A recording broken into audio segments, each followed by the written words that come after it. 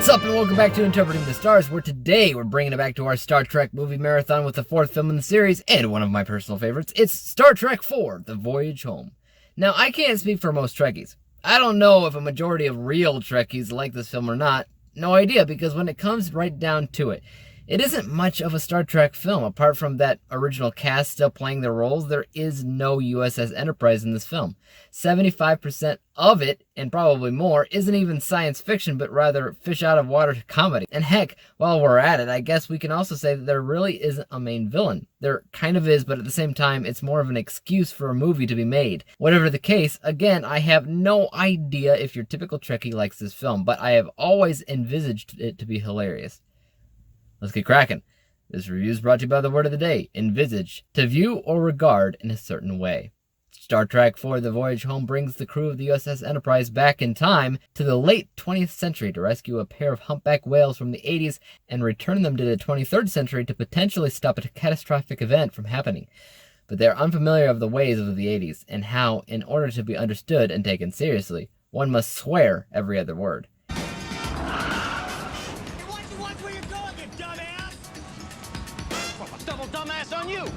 As I said before, I find this film to be a whole heck of a lot of fun. There's not even much you can talk about with the film because the plot is rather straightforward when you think about it. But ignoring the plot for a second, I think what this film did was something similar to what Thor Ragnarok did, which was to take a film franchise that's basically set in stone with the genre and flip it on its head to do something entirely different. Cross your fingers for the best and await the results. Technically, the end result can be horrible, or it can change the future of the series for the better. I think in Thor's case, it actually made his character one that I could love watching when before I never really cared about. And I'm not sure about Star Trek. I think this is mostly one-off, but it is such a joy to watch. It is hilarious to watch Spock try and fail to logically cuss, and the whole fish out of water stuff, that works so well for the cast of Star Trek, which to me is quite a refreshing surprise. Not only that, but they are also able to signal in on everybody's importance.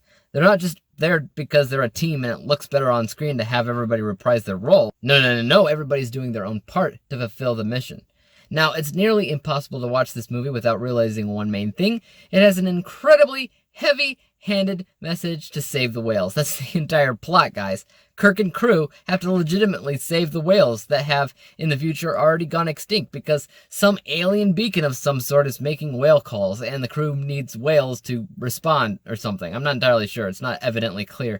But the heavy-handed stuff to save the whales, that's prominent. It's practically in your face. But you know what? I don't actually care. I don't mind it. I think for the most part, it works for what it is and what the film's going for, and the humor in the film balances that out very nicely. If this film was made in today's day and age, I guarantee it would probably be about a different, more relevant political message, most likely geared around racism or gender acceptance. After all, Star Trek has always been very accepting of diversity. Diversity in different races, genders, cultures, though if that were the case, I don't think it would be a comedy as much. They might still make a few jokes in here, jabs about how the human race used to be so primitive when it came down to racial bias, which is an amazing satirical jab at the human race, by the way, but you wouldn't really be able to make the entire thing hilarious. And that's one thing about Star Trek IV that I think is really, really good. It's different, it's unique, original, and entirely bold in what it did, and it was hilarious when it did it. Honestly, I don't think there's anything inherently bad about this movie. The save the whale stuff was obviously a risk, but it does work because of the tongue-in-cheek attitude the film conveys from beginning to end.